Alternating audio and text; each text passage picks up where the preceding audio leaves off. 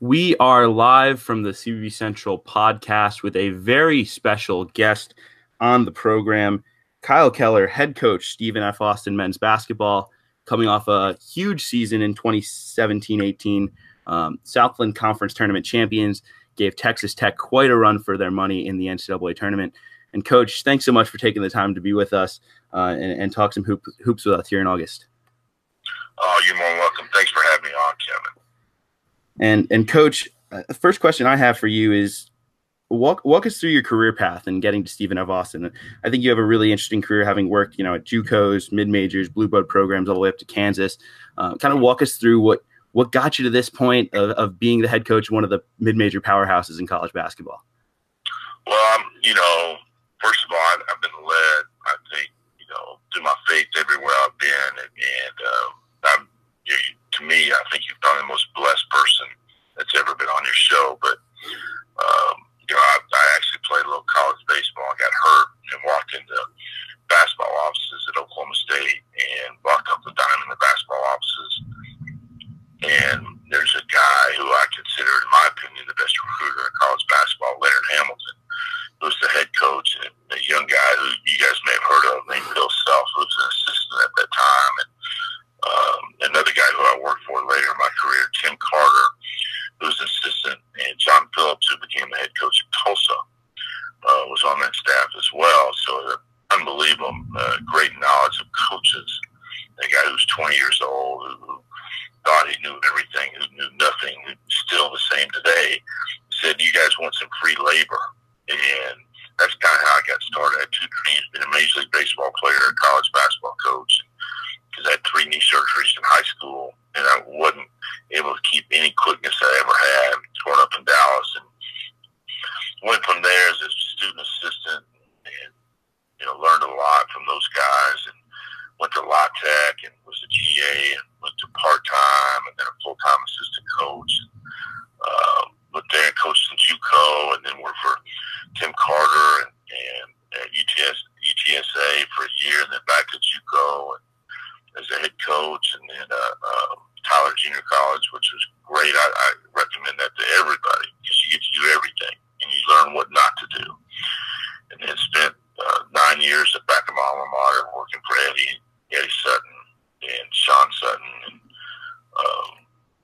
I had some coached in Final Fours and Elite Eights and Sweet 16s, and just a terrific time in my life. And met my wife and 2 kids, and through that, and then got to go to Kansas and work for Coach Self again, and then got a chance to go near my family again. Worked for Billy Kennedy at A&M and set the school record for wins at A&M and Sweet 16 SEC championship, and now we were led here to Nacogdoches and had a lot of fun here. Won 46 games in the last couple of years, and that's just been a blessing.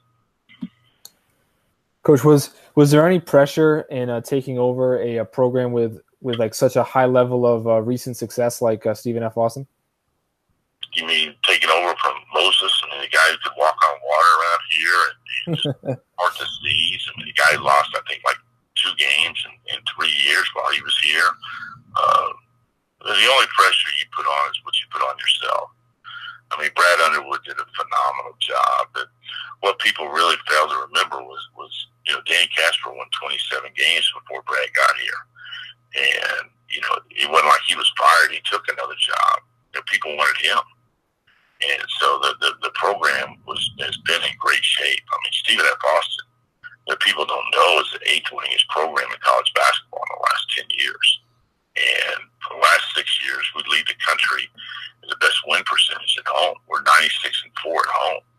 So, 86-4, my fault, at home the last 90 games. So, they have a great, people like to use the word culture or whatever, of winning. And we got here in the spring and signed 8 players, my first spring year. And so it was a pretty big change for what had happened previously. I mean, changing over the roster and that kind of stuff.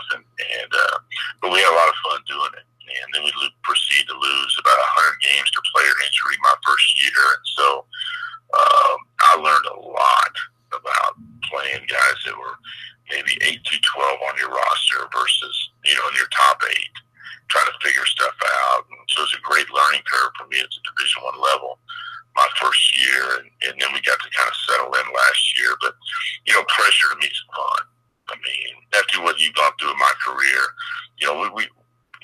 we really enjoyed it, and the staff's enjoyed it. But they love basketball here at Stephen F. Austin. For a team in our state where you still have Midnight Madness, and people still come to games, and it's the biggest show in town, and our kids take pictures and sign autographs, and in this state, that's a big deal. Now, you touched on that first signing class of such a big class for you, and one of those guys you signed was Kevon Harris, who's become, in my opinion, one of the best players in the Southland Conference. What has he meant to your program, and what has his development been like over the last 2 seasons into his now junior season as he, develops into, one of the stars in the mid-major level?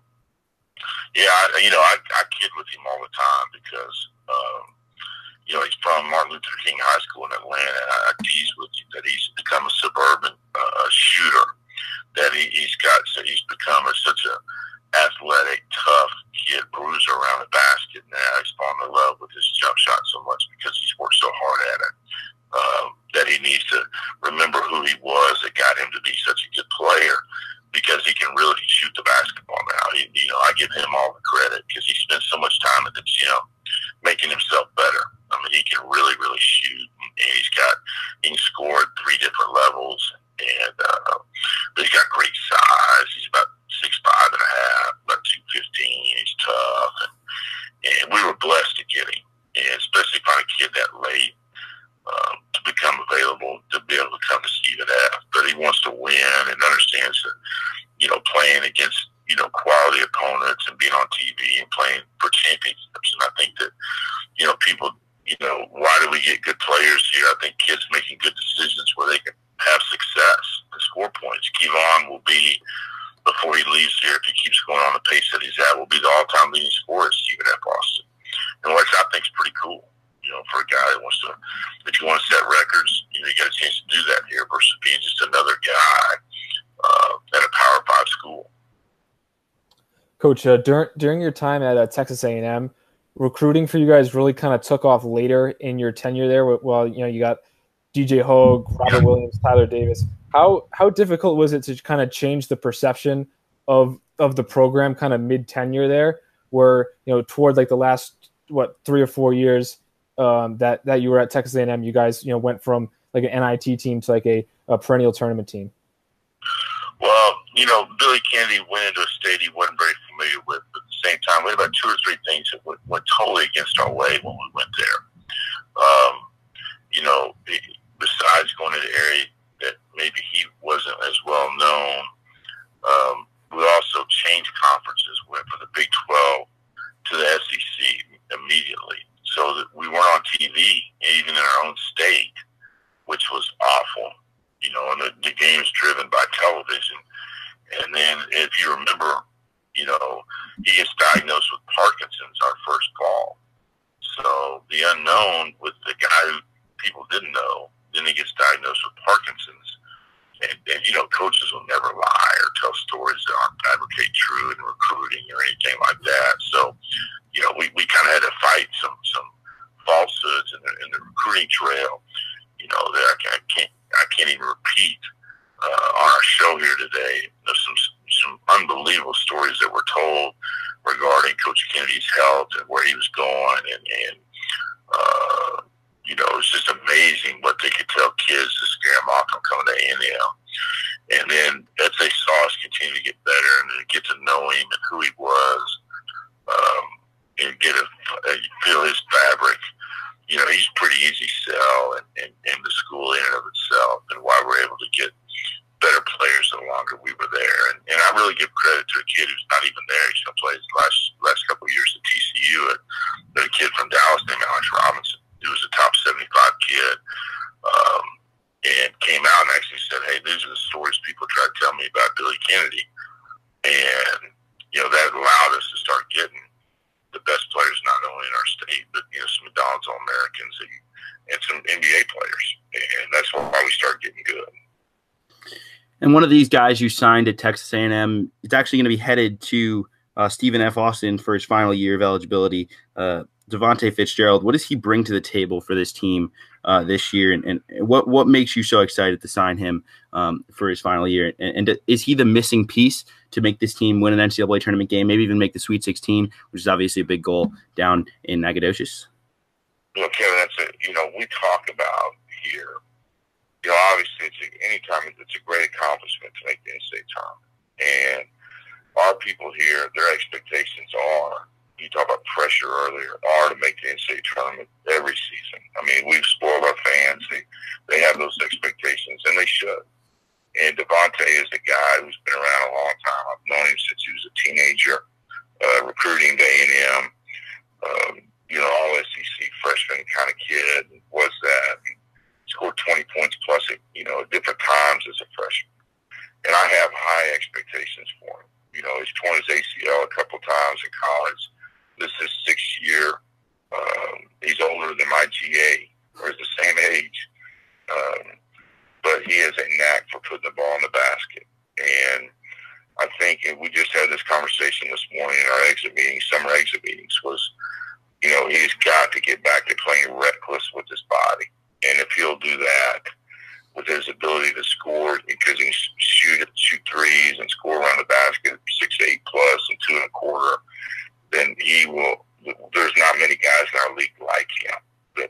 There's not, physically and skill level, and he will be a hard matchup for people in our league because he's been gifted so many different ways, and I think he can play against. He's played against pros. He knows what to do against them, and he just adds a different dimension than we've ever had here. Coach, so many people don't know much about like the CIT or like the CBI tournaments, and there seems to be kind of like a negative connotation associated with them. Do you think playing in the 2017 CIT kind of helped you make that tournament run this past season? And kind of what are some of the benefits of playing in these type of tournaments? I think the benefit for us is just keeping our postseason run. Honestly, Brad, that just keeping that streak going for 6 or 7 years now that we've been going to postseason play here. That would be the positive for us. We had, honestly, truth be told, it was a terrible travel for us getting to Idaho that during that week. But I would hate for Stephen F. Austin not to have a postseason streak going and still feeling confidence about who we were and what we were. I think for teams that can't make the NCAA tournament, the mid-major level, they need to have another outlet to play in postseason, because the way the NIT is turned, you don't get those opportunities anymore.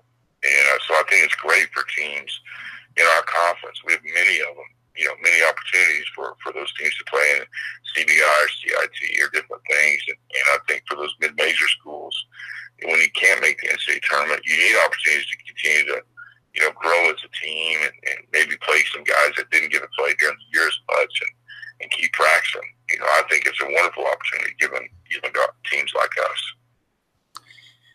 Now, Coach, you guys do lose a few seniors from last year's team, guys like Leon Gilmore, Ty Charles, Ivan Cañete. How do you replace those guys' contributions, 3 key role players to this club going forward? Those guys, even though we were turning about 70% of our offense, and, you cannot coach experience. And those guys were very selfless players on our team. I mean, they got other guys shots. They knew where to be in our defensive rotations.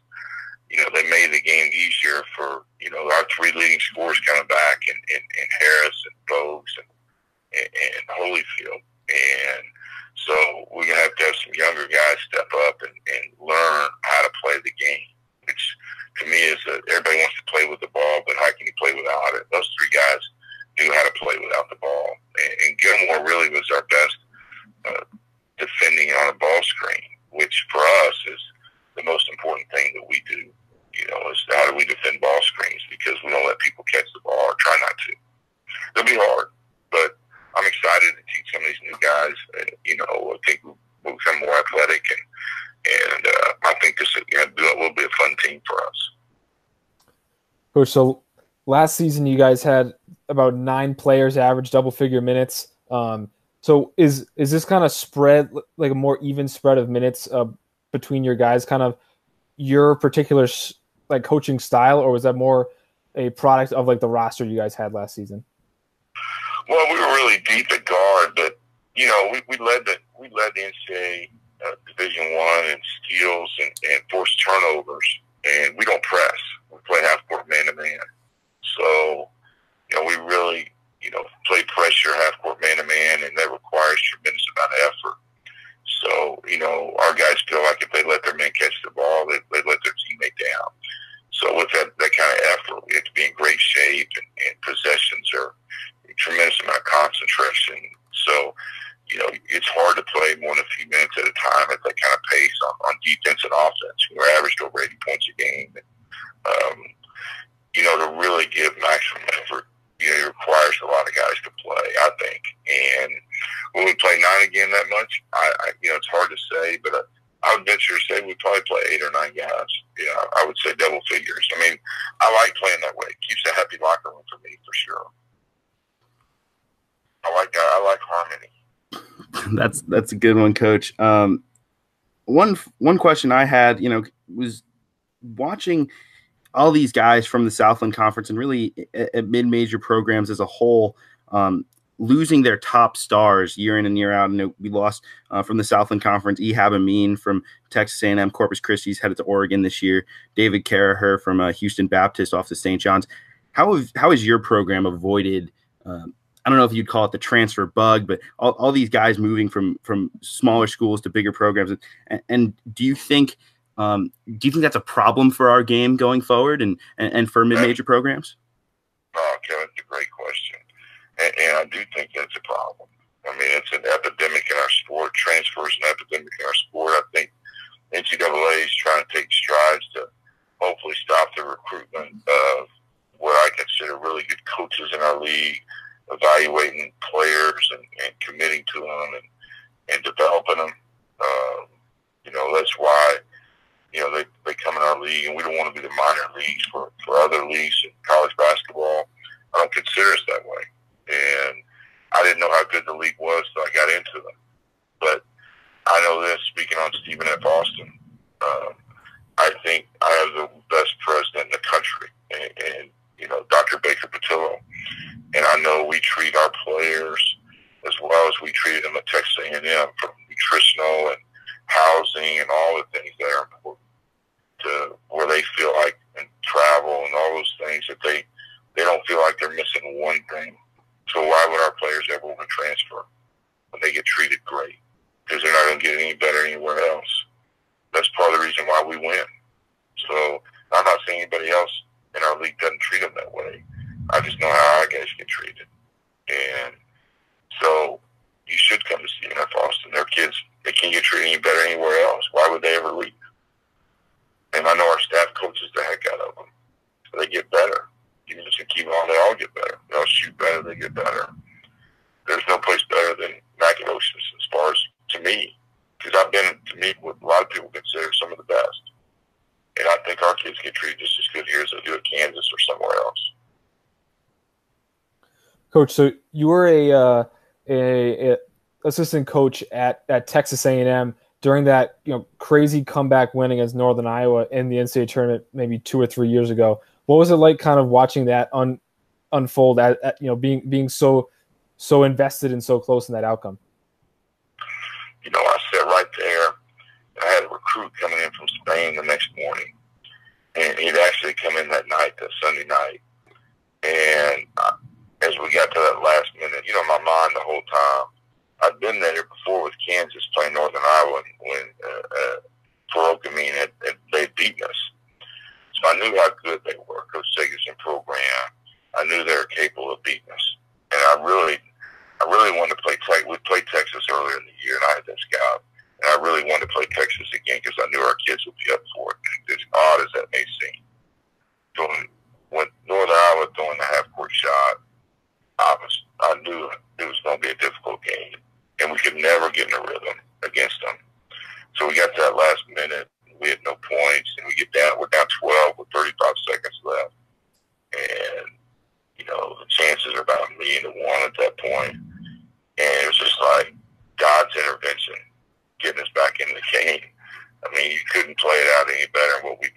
only chance we had ever won the game. And then we went into overtimes. I'm sitting there, to be quite honest with you, thinking, who in the heck can I get that could go to breakfast with me the next morning? Because there's no way we're winning this game. That's exactly what I was thinking, if you want the truth, to take this recruit to breakfast, because we ain't winning this game. I was out of it. And that was my initial thought, to be honest with you. And I was shocked as everybody else that we ended up getting the game to overtime. If you want the truth. That's a crazy, crazy story and a crazy, crazy game. I'll never forget watching that unfold from my couch. I can't even imagine, being on the sidelines. But speaking of, you had a recruit coming in from Spain. I'll touch a little bit on the opportunity your program's going to have this year to go over to Ireland and play in a tournament against some really good mid-major competition. Talk to us a little bit about that opportunity and how excited you are for your guys to be able to take them overseas and see something they've probably never seen before. I've been charged from our Board of Regents administration that, they've done so much here at Stephen F. Austin. They've accomplished so many great things. I'll give you some of the stats and some of the stuff. And I will never be the best coach here at Stephen F. Austin. Don't want to be. Can't accomplish what records at Coach Underwood, or Coach Castro's done. But I do want to try to coach the best team that's ever been here, and which to me is to go deeper in March and to do some different things. And that's how the Ireland thing came up with the Hall of Fame. We've never been overseas here, so we got an opportunity that came up, thankfully, from the Hall of Fame to take our kids abroad, which give them some educational experience and play, San Francisco and the first opportunity over there, and then, either Buffalo or Wisconsin, Milwaukee, which I think will be great, and get our guys somewhere where most of them will never go in their life, and it'll be a tremendous opportunity for them to have some fun and maybe get some fish and chips, some pub food, and my staff might drink some dark beer while they're there, and so I think it'd be really cool to hang out. So watch Game of Thrones, maybe get to see that film while they're over there. I think it'd be a cool place to hang out for sure. And then, Kevin, I don't know how many other questions you had. I just had one more for you, Coach. How big of an impact when selling the program to recruits is the fact that you've coached former NBA players at Kansas and at Texas A&M? Well, my staff probably use it more than I do. I mean, I've 29 NBA guys in my career, which is a ton. I mean, it's almost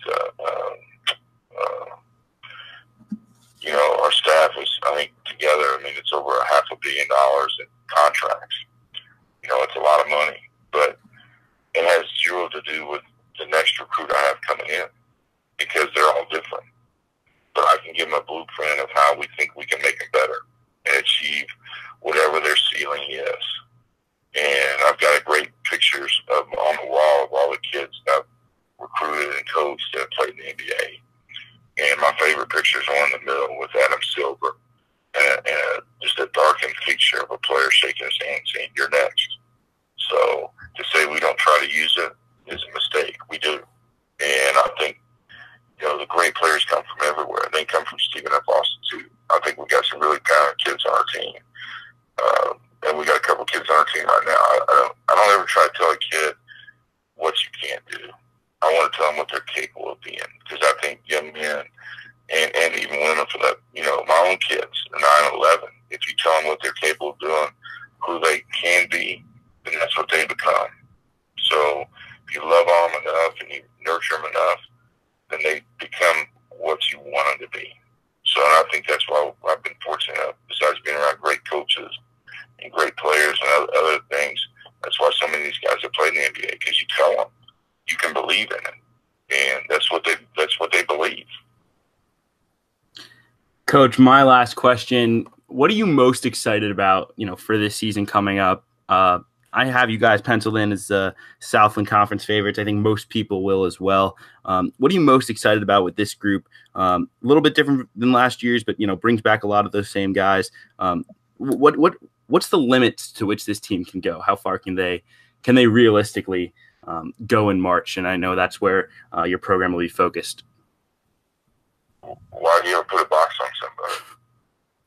I don't. I mean, season's hard to, every team's different. Every group's different. Our team chemistry is not nearly where it's going to be yet. We haven't gone through the adversity yet. See where our leaders in the locker room are going to take us. See how they respond yet. But, I never, my staff, I drive my staff crazy because I never put a box on players really until we get later into the season. And that's maybe why we lose some games, because I don't ever try to tell kids what they can't do, because I want to continue to let them become better. I want them to tell us what they can't do versus me, because I want to continue to let them grow. But, the limit on our team, I don't know yet. I mean, I don't want to let them not think they can become short, because then that's what their expectations are. The thing I look forward to the most is the relationships with my kids. And let us keep growing together. Let us keep dreaming as big as we can possibly be. And hopefully at the end of the season, they'll say, man, that was the best team that ever played at CBF Austin. And that'll be the best. And then again, the team went the furthest in March, whatever that is. That's our goal every year. Coach, we appreciate your time, this afternoon, and all the best to you this season. I know I'll be watching from my dorm room, from wherever I can. Hope maybe I'll make a trip down to Texas. I very much doubt it, but I have family in San Antonio, so you never know. Thanks so much for all you do for the game, Coach. Kevin, you Brad, thanks for having me on. I appreciate it. We all follow you down here. You got a lot of fans, our fans, and we appreciate what you do for the game and the interest that you bring into the game. You guys do a great job. All right. Thanks. Have a good one. Thanks.